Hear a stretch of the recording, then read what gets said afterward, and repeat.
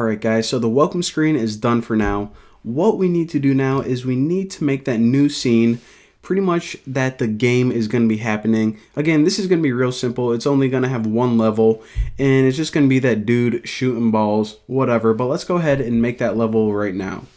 So again, making a new level or a new scene is a two-part process. We first need the interface, and then we need the brains, or we can do it in the opposite way. It doesn't really matter what order you create it at. But if you go to File, New, File, let's make the brains first. Who cares? All right. So File, New, File, and make sure you're at iOS, Source, and what we want to select is Coco Touch Class, and click Next. Now for the class is just, what do I want to name my scene? I'll just name it like Shooter Scene. And it is a subclass of SK Scene. This is a sprite kit scene that we're working with. Swift looks good. And right there looks good as well. Great. Alright, so first let me get rid of all this. And it's giving me an error right here because it's saying, alright, you need to import sprite kit. So there you go. Alright. So that takes care of the error, and right now these are brains to something. It doesn't have a user interface to go with it. So let's go ahead and make that sprite kit scene right now.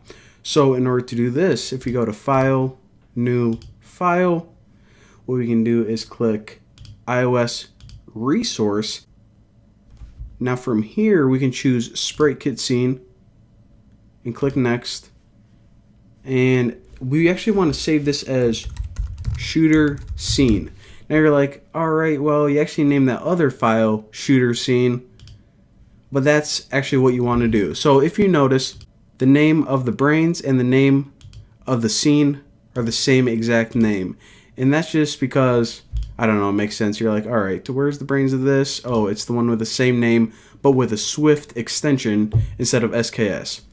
So hold on a second. I just sprayed cologne and now it's like getting all in my nose. Alright. So right now here is our scene. Again, this is the main level that we're going to be playing. Eventually it's going to be full of a bunch of things dropping from the sky and dudes shooting things. Right now it's blank. But if we run the game, we have a little problem. We have this new scene, but we have no way to get there. I mean, it says tap to play, but I'm tapping and it ain't letting me play. So let's fix that problem right now. So if you hop over to the brains in GameScene.Swift, so inside touches began, which again is going to be called anytime the user taps the screen, the first thing we want to do is get a reference to that label, and we can just call child node with name, intro label.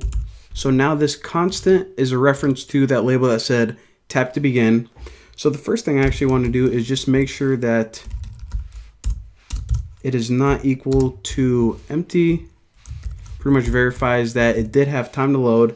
And then we can start with the transitioning of going to the next scene. So essentially all we want this to do whenever the user taps the screen is take us to this game scene. Now right now it's empty, but eventually we're going to be, you know, setting everything up on there. So how do we do that? Well, we can just write like 1 or 2 lines of code to take us there, but I'm going to show you guys how to add transitions because, I don't know, they just make your game a little bit better. So I'll just make a simple one that'll fade out. And if you call SK action, fade out with duration, how long do you want this fade out to last? Well, how about 1 second? So again, this is an action. Now remember, only nodes, only objects can call actions. Your dude runs, your dude shoots, the enemy attacks. Well, this label is going to call this action. So intro label,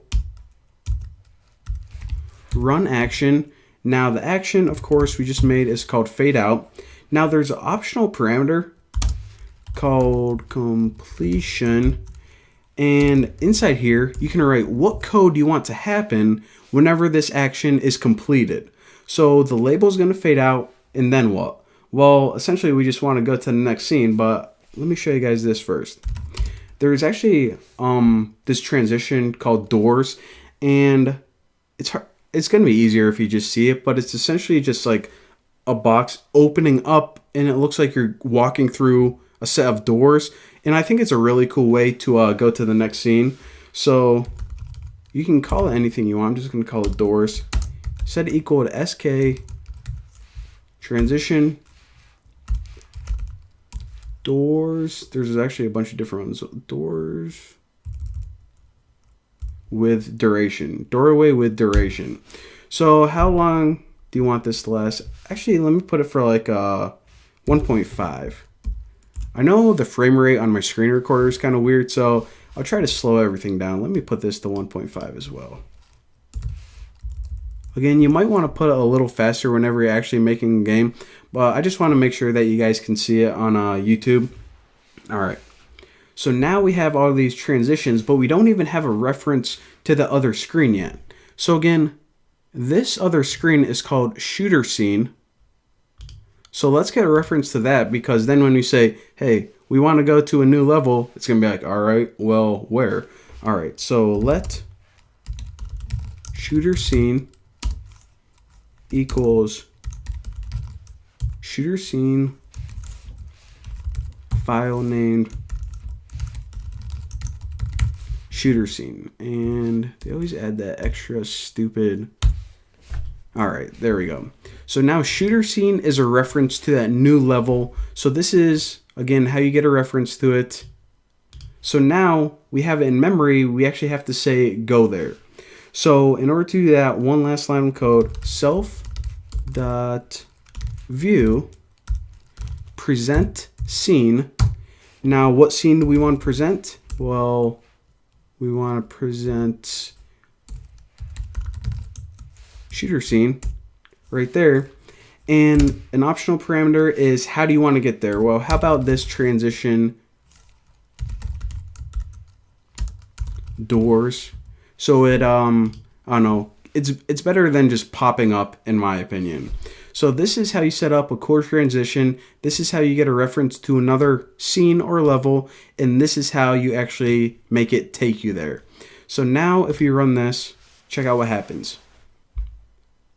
Whenever we tap the screen, it's going to call touches began. And then this is going to fade out for 1 second. And actually, let me run that again. I'll explain to you guys what's going on. So again, watch what happens. This label right here is going to fade out, and it's going to take 1.5 seconds. Now, once it's done fading out, what's going to happen is it's going to open those doors, which is going to take another 1.5 seconds, and present to you that new level. So let me click, fade out for 1.5 seconds, open the doors, and it pops up the gray level, the gray boring level. But that is pretty much how you create new levels and transition between them.